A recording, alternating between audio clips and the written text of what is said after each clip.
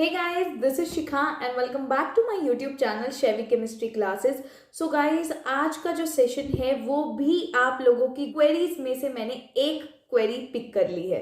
यानी कि अभी तक मैंने जो वीडियोस बनाई थी इनऑर्गेनिक केमिस्ट्री पे, फिजिकल पे और ऑर्गेनिक केमिस्ट्री पे, वो आप लोगों को बहुत ज़्यादा पसंद आई और उसके रिव्यूज़ मुझे बहुत ज़्यादा अच्छे मिले।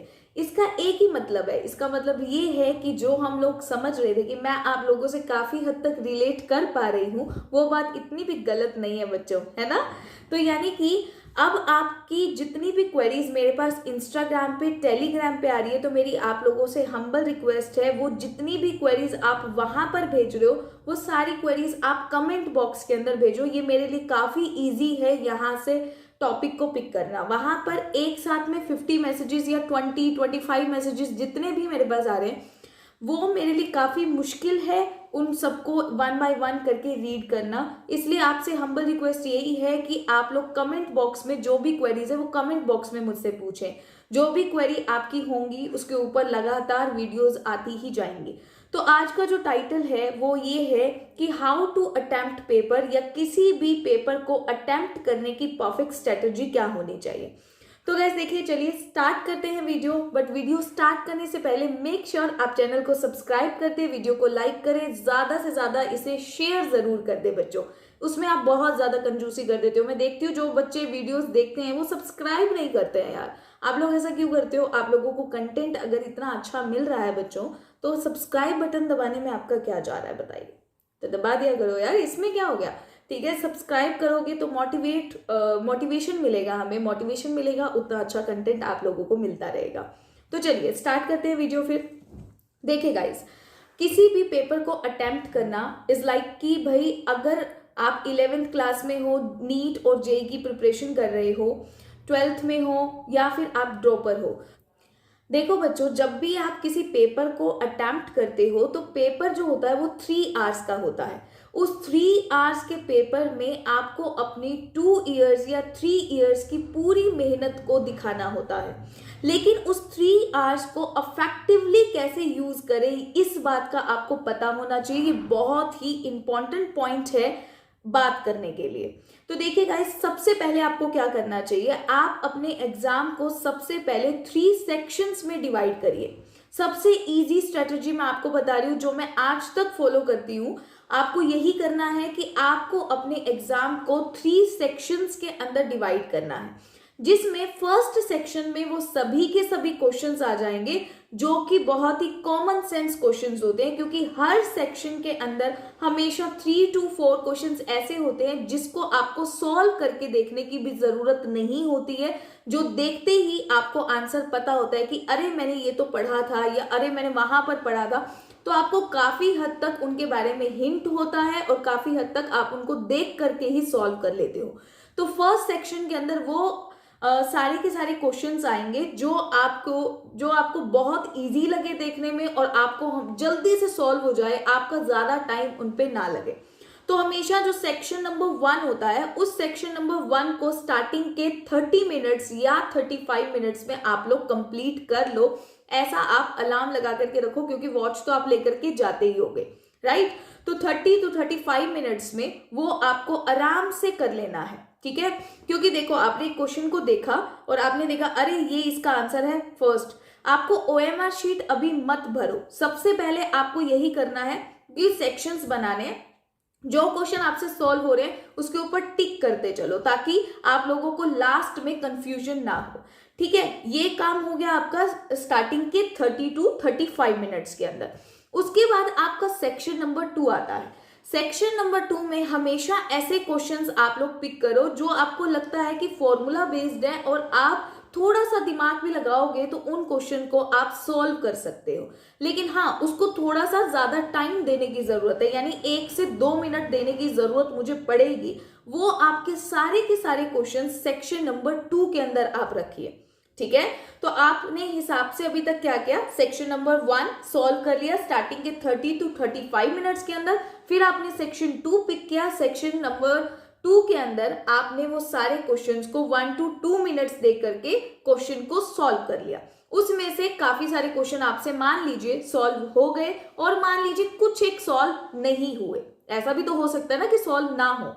तो वो सारे के सारे अब क्वेश्चन जो आपसे सॉल्व नहीं हुए वो सारे के सारे आ गए अब सेक्शन नंबर 3 के अंदर। ठीक है बच्चों, यानी कि इस सारा प्रोसेस करने में आपको 1.25 घंटा, यानी कि अगर आप कहें तो आपके पास 75 मिनट्स टू 85 मिनट्स आपके हो चुका होगा टाइम खत्म। ठीक है, ये दोनों प्रोसेस के अंदर। अब अगर देखो इतनी स्पीड आपकी होगी तभी आप किसी पेपर को एक परफेक्ट स्ट्रेटजी के थ्रू सॉल्व कर सकते हो, अफेक्टिव तरीके से, बिना गलती के। ध्यान रखना, अभी तक हमने ओएमआर शीट को नहीं भरा है। ओएमआर शीट हम यूजुअली कब भरते हैं बच्चों? ओएमआर शीट में देखो आपको हमेशा ये 2 सेक्शंस करने के बाद ओएमआर शीट भरनी है। ऐसा क्यों? मैं आपको रीजन देती हूं। क्योंकि बच्चों ओएमआर शीट जब आप भरोगे तो आप उन क्वेश्चंस को फिर से देख सकते हो कि मैंने वो क्वेश्चन ढंग से किया है, नहीं किया, कोई गलती तो नहीं की मैंने उसमें। क्योंकि हम बहुत बार एक्साइटमेंट में या फिर प्रेशर में हमारा माइंड होता है कि अरे यार अभी तो पूरा पेपर करना है और मेरा अभी तो कुछ भी नहीं हुआ है ना, तो आप प्रेशर में काफी सारी चीजें गलत करते रहते हो। तो आपको मेरा एक बहुत ही अच्छा सा सजेशन रहेगा, जो भी बच्चे थोड़ा सा जल्दबाजी या जो भी बच्चे पेपर के करते वक्त प्रेशर को फील करते, वो थोड़ा सा अपने हाथ में ब्लैक पेन या पेंसिल जरूर रखें। अगर आप स्टेटमेंट पढ़ते हुए आप देख रहे हो इनकरेक्ट लिखा हुआ है, नॉट करेक्ट लिखा हुआ है, ट्रू लिखा हुआ है, या फिर जो भी कीवर्ड्स होंगे उनको आप अंडरलाइन कर लीजिए, ताकि जब भी आप पेपर को एक बार पढ़ें तो आपका ध्यान उस अंडरलाइन के ऊपर जरूर जाए जहां पर आप लोगों से मिस्टेक होने के चांसेस सबसे ज्यादा होते हैं। ठीक है, तो जब आप ओएमआर शीट भरोगे आप फिर से उस क्वेश्चन को देख सकते हो, क्रॉस चेक कर सकते हो कि आपने वो क्वेश्चन ठीक किया है या नहीं किया। इसलिए ओएमआर शीट हमेशा सेक्शन 2 करने के बाद ही आपको भरना चाहिए, ताकि वो क्वेश्चन आप 2 बार क्रॉस चेक करके कंफर्म करो कि हाँ आपने ठीक किया है, क्योंकि हम गलत होने का रिस्क नहीं ले सकते हैं। तो ऐसा करने में ओएमआर शीट का आप मार्जिन लगाइए 20 मिनट्स। ठीक है, 20 मिनट्स हो गया, 85 मिनट्स प्लस में 20 मिनट्स हो गया बच्चों, तो ये हो गया आपके पास 125 मिनट्स, है ना। 125 मिनट्स आपका खत्म हो चुका है। अब 125 मिनट्स के बाद आपका जितना भी टाइम बचा है वो बचा है सारा के सारा सेक्शन 3 के लिए, जो आपको क्वेश्चन सॉल्व हो ही नहीं रहा। किसी भी पेपर को अटेम्प्ट करने की परफेक्ट स्ट्रेटेजी पता है आपको क्या होती है? कि आप क्वेश्चन अटेम्प्ट तो सभी बच्चे करने की कोशिश करते हैं, लेकिन उनको ये नहीं पता होता है कि कौन सा क्वेश्चन रिजेक्ट करना है। अगर आप ये समझ लेते हो कि कौन सा क्वेश्चन आपको रिजेक्ट करना है, तो मेरे हिसाब से आप वो दिन दूर नहीं है जब आप एक टॉपर बन जाओगे। देखो, मैं आपको हमेशा कहती हूँ अटेम्प्ट सभी लोग करते हैं, रिजेक्ट करना किसी को नहीं आता। ठीक है, तो आपको रिजेक्शन ऑफ क्वेश्चन भी देखना बहुत जरूरी है। रिजेक्शन ऑफ क्वेश्चन हमेशा आपके माइंड में रहना चाहिए कि कौन सा क्वेश्चन आपको छोड़ना है, क्योंकि किसी का मन ही नहीं मानता छोड़ने का। सब ऐसे सोचते हैं यार करके तो देंगे, क्या पता ठीक हो जाए। तो सबके मन में हमेशा एक फैक्टर रहता है, क्या पता ठीक हो जाए, और इस चक्कर में हम काफी सारी चीजें गलत कराते हैं और नेगेटिव मार्किंग हो जाती है और रैंक नीचे आ जाता है हम लोगों का। तो इसलिए आप हमेशा ध्यान रखें, सेक्शन नंबर 3 में आप बहुत अच्छे से मेहनत करें, देखें आपसे क्वेश्चन श्योर हो तभी आप क्वेश्चन को करें, नहीं तो वो क्वेश्चन आप लिव कर दें, उसके ऊपर ज्यादा दिमाग खराब अपना ना करें। ठीक है, जो क्वेश्चन आपसे सॉल्व हो रहे हैं, मान लो हो सकता है 6 क्वेश्चन थे आपके सेक्शन 3 में और आपसे 6 ही सॉल्व नहीं हुए, कंसिडर करते हैं, आप उनके ऊपर और ज्यादा टाइम लगाओ। ठीक है, क्योंकि आपके माइंड में कहीं ना कहीं आपकी मेमोरी में वो सारी चीजें होती हैं, बस ध्यान थोड़ा सा हमें लगाने की जरूरत होती है और देखने की जरूरत होती है कहाँ हम चूक रहे हैं बार बार। ठीक है, आप कर सकते हो, क्योंकि आपके माइंड प्रेशर में होता है उस वक्त, तो हम एग्जैक्टली फाइंड आउट नहीं कर सकते चीजें। इसलिए डीप ब्रेथ लें, फिर से सॉल्व करने की कोशिश करें, श्योर हो तभी आप करें, श्योर नहीं हो तो आपको लिव करना बेटर है, क्योंकि rejection is very important than attempting. तो भाई आपको क्वेश्चन का रिजेक्शन समझ में आना चाहिए, कौन सा क्वेश्चन आपको रिजेक्ट करना है। ये एक परफेक्ट स्ट्रेटेजी होती है। दूसरी बात, आप जब भी कैलकुलेशन करें एक रफ पेज पे कैलकुलेशन हमेशा देखो, हमेशा रफ पेज भी अच्छे से यूज होना चाहिए, क्योंकि जब भी हम क्रॉस चेक करते हैं ना, वो रफ पेज हम इस तरीके से खिचड़ी पका देते हैं कि हमें यही नहीं पता लगता कि हमने उस क्वेश्चन का कैलकुलेशन कहाँ किया था, तो हम क्रॉस चेक भी नहीं करते हैं, जिसके चक्कर में हमारा टाइम वेस्ट बहुत बहुत बहुत ज्यादा होता है। तो इसलिए आप ये गलती भी ना करें, जब भी आप कैलकुलेशन करें क्वेश्चन नंबर डाल के एक क्लियर राइटिंग करें। एक क्वेश्चन कर लिया उसको बॉक्स में बंद कर दे, फिर क्वेश्चन नंबर डाल के फिर उसका कैलकुलेशन करें, ताकि आप क्रॉस चेक कर सकें।